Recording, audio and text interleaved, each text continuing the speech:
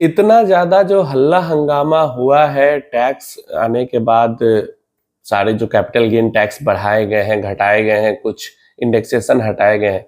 चलो हमारे जैसे जो इक्विटी इन्वेस्टर हैं उनको तो फायदा नहीं हुआ इसका, लेकिन यहाँ पे रियल एस्टेट इन्वेस्टर्स को थोड़ा-सा फायदा ज़रूर हुआ है। बहुत ज़्यादा फायदा तो नहीं, लेकिन थोड़ा-सा फायदा यहाँ पे ज़रूर हुआ है। फायदा ये हुआ है कि जैसा कि हमने देखा कि हमारी फाइनेंस मिनिस्टर ने जो 23 जुलाई को यहाँ पे नया बजट आया, उसके अंदर जो रियल एस्टेट के अंदर में है इंडेक्सेशन हटा दिया। 20% से टैक्स को 12.5% पे ला दिया, लेकिन इंडेक्सेशन हटा दिया।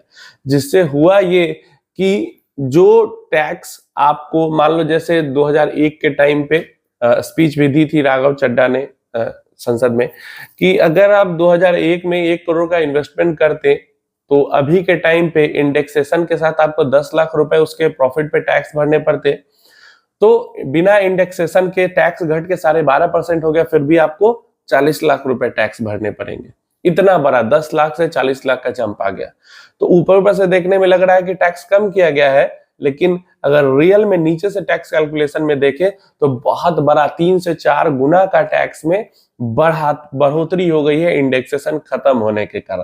तो बहुत इसके कारण हल्ला हंगामा हुआ, बहुत सारे लोगों ने क्रिटिसाइज किया गवर्नमेंट को। तो यहाँ पे फाइनेंस बिल के अंदर में थोड़ी सी अमेंडमेंट की गई है और यहाँ पे 2 ऑप्शन दिए गए हैं जो भी रियल एस्टेट इन्वेस्टर्स हैं उनको।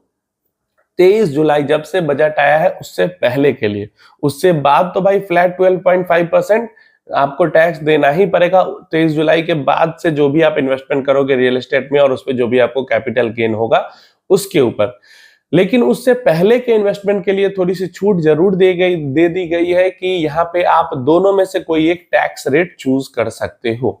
या तो आप 12.5% का सीधा फ्लैट टैक्स रेट चूज कर सकते हो, या फिर आप चूज कर सकते हो कि 20% फ्लैट और प्लस उसके साथ इंडेक्सेशन लगा सकते हो। तो ऐसे में जाहिर सी बात है कि जितने भी इन्वेस्टर होंगे जो टैक्स फाइल करेंगे वो 20% प्लस इंडेक्सेशन का बेनिफिट ही चूज करेंगे, क्योंकि 3 से 4 गुना कम टैक्स लगेगा अगर वो 20% प्लस इंडेक्सेशन चूज करते हैं और वहीं वो फ्लैट 12.5% चूज करते हैं तो 3 से 4 गुना ज्यादा टैक्स देना पड़ेगा। तो लोगों ने जो आवाज उठाई उसका थोड़ा सा असर हुआ एंड जो रियल एस्टेट इन्वेस्टर्स हैं उनके लिए यहाँ पे थोड़ा सा फायदा जरूर हुआ है, लेकिन हमारे जैसे इन्वेस्टर्स के लिए कोई फायदा नहीं हुआ। हम पे जो 20% कर दिया गया शॉर्ट टर्म गेन टैक्स और 12.5% लॉन्ग टर्म गेन टैक्स, वो तो जैसा का तैसा ही है। अब कुछ लोगों के कमेंट्स मैंने देखे, कुछ लोग कह रहे थे कि आप लोग बिना कारण परेशान हो, यहाँ पे टैक्स बढ़ाया है तो वहां पे कॉर्पोरेट टैक्स घटाया भी तो है, उसका फायदा भी तो आपको ही होगा। अब इन मूर्खों को कौन समझाए कि 5% कॉर्पोरेट टैक्स घटा के अगर फायदा हो रहा है तो किसका हो रहा है? आपका हो रहा है, जिसका किसी कंपनी में 1% भी हिस्सेदारी नहीं है। 0.0001% हिस्सेदारी होगी या वो भी नहीं होगी आपकी। मेजॉरिटी में जो हिस्सेदारी है वो किसकी होती है? प्रमोटर्स की होती है। ज्यादातर कंपनीज में प्रमोटर्स कौन है? जो बड़े बड़े बिजनेसमैन, जो जिनका ऑलरेडी जिनके पास खजाना भरा पड़ा है, वही तो प्रमोटर है सारी कंपनीज के, या फिर गवर्नमेंट है प्रमोटर सारी कंपनीज की, वही है ना।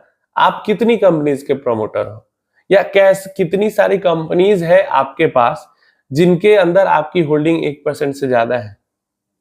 तो कम से कम बोलने से पहले सोचो कि अगर कॉर्पोरेट टैक्स घटता है तो उसका उसका फायदा कॉर्पोरेट हाउसेस को होगा या आपके या मेरे जैसे रिटेल इन्वेस्टर्स को होगा।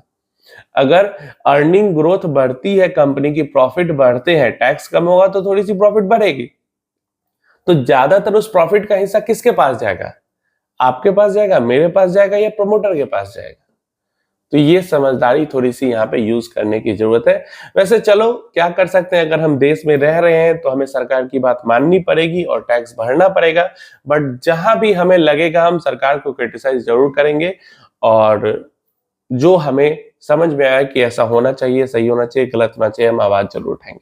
आप अपनी राय इसके बारे में जरूर दें। ये जो थोड़ी सी अमेंडमेंट हुई है आपको क्या लगता है, कैसा है?